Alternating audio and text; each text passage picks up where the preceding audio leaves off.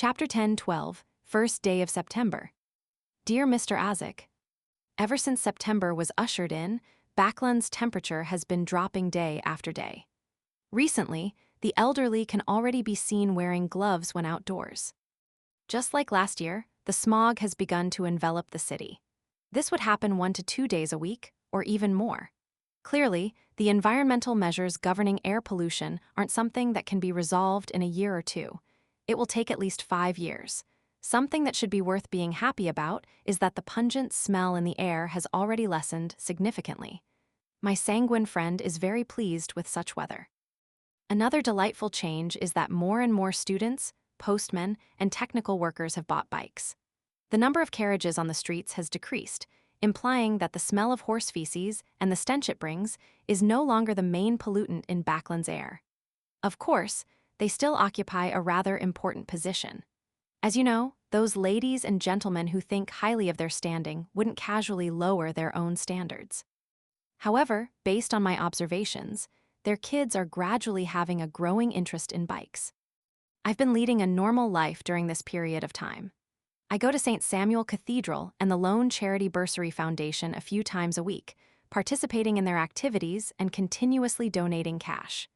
I occasionally visit the Turf Club, watch plays and orchestras, or play cards or golf at the club.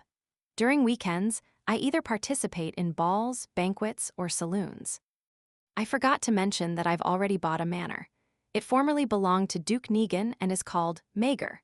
It has its own excellent vineyard and brewery, as well as a huge forest and plantation on it. It can be used for farming and hunting. Its main building has a huge rectangular shape with 4 stories. It has a large number of rooms, and a casual tour of the place without walking out the door would take me more than 10,000 steps. At the same time, it also has a large number of sculptures, oil paintings, decorations, and exquisite cutlery. It's simply palatial. Perhaps my description is a little exaggerated. After all, I've never seen a real palace. This is also the first manor that I own. I still remember my time in Tingen. I lived in a rental apartment with only 2 bedrooms with my brother and sister. Every day, we slept to the smell of coal. This was introduced to me by Brigadier General Conas Kilgore. It cost me £20,000. You don't have to worry about my financial situation. I made a huge sum of money from the southern continent, and I also sold some mystical items. Currently, I still have more than £17,000 in cash and £15,000 worth of gold bars, including various gold coins, soli, and pence. I'm rather satisfied with Mager and have sent my former valet, Richardson, to be the land steward. It's now autumn, and I'm going to invite guests to enjoy a pleasant weekend there. I hope Richardson can make adequate preparations. The mysterious world in Backlund hasn't changed for now. I hope it will continue like this. The magic mirror I previously mentioned to you has been restored to normal. However, it seems to still suffer from post-traumatic stress due to the damage Ammon had dealt it. As long as I question it about what happened, it will automatically change the color of its text and give an erroneous answer and repeatedly request me to compliment it. It also has different views on leaving the Church of Steam. It seems to have decided to stay a little longer, believing that it would be safer that way. It has even thought of showcasing its danger and become a Grade 1 sealed artifact. I have to say that I'm always surprised with the way it thinks. Thanks to some of its answers, I've found a way to create pure darkness. It is to create it with a charm of the Evernight domain that has Dreamworld properties. It's considered a response of the Evemite goddess and is categorized under pure darkness. In addition, after repeated tests, I've finally figured out the way to carve the godhood symbols through cogitation and create the item I want. Upon writing this, Klein, who was sitting on the sofa while using his thigh as his table, stopped writing and rubbed his temples. Repeated failures implied the repeated loss of worms of spirit, and every separation was a damaging blow to his spirit body. It took him a long time to recover.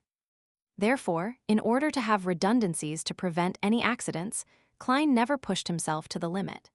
After separating 3 or 4 worms of spirit, he would choose to rest for a few days before beginning the engraving process. Such breaks took him this long to master the method and create a finished product. Glancing at the rectangular diamond beside him, He saw layers of complicated symbols that extended into the void from the constantly refracting light. His head felt a little dizzy, as though he was witnessing a part of history. I'll call it the yesterday once more charm. Klein retracted his gaze and continued writing. The coastal regions have had another storm brewing. The two houses of the kingdom have entered the traditional phase of debating over bills. With the footsteps of the new year approaching and getting louder, it makes me worried for some baffling reason.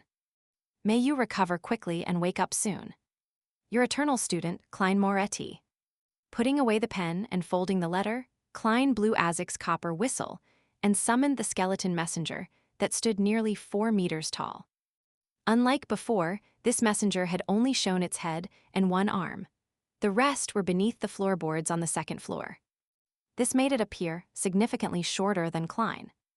After all, I'm now barely considered a blessed of death. Klein handed the letter to the messenger as he watched it crumble into bones, gushing down into the ground like a waterfall. After doing this, he picked up the yesterday once more charm on the armrest. This was his first successful product, and he planned on using it first. After all, making it again was easy now that he had the experience. As for whether borrowing strength from his historical self posed any dangers, Klein had already performed a divination above the gray fog ahead of time. He believed that if it involved the real fool or the owner of the Door of Light, then he would have the mysterious space above the gray fog to block it for him. And the result of the divination was that it was very safe. After staring at the diamond-like charm for a few seconds, Klein no longer hesitated. He opened his mouth and said a single word in ancient Hermes: history. He had attempted it in the real world, and not above the gray fog, because he was worried that the mysterious world would sever the connection to the past. Amidst the echoing of the jarring word, Klein injected his spirituality into the yesterday once more charm. Light that appeared like scattered fur lit up, illuminating the surroundings with bright and pure light. Vaguely, a scene flashed past Klein's eyes. It was him dancing leisurely with Dolly Simone beside C. Zangwill's corpse. It was the gray side-burned and exceedingly handsome Dwayne Dantes. It was Jayaman Sparrow pressing down on his top hat while landing on the black tulip thanks to the blessings of the wind. It was the Sherlock Moriarty who struggled during the descent of the meteor. It was Klein Moretti who summoned sunlight when he heard the baby's cry in the Blackthorn Security Company. It was the pale university graduate who raised the revolver and aimed it at his temple. Beyond this, all the scenes vanished. All that was left was the grayish-white fog. And only when the powers of the charm were exhausted did Klein find himself at the end of that fog. Indeed, my transmigration is related to the gray fog, that mysterious space, and that strange door of light. This basically verifies it. I was sleeping in a cocoon in the past, hanging above the door of light. I've no idea how long I was in that state. Compared to his first time seeing the door of light, Klein, who had made the confirmation, remained calm as though he had long expected it. Phew, next I'll make 2 yesterday once more charms for Will. This charm isn't of much use to me.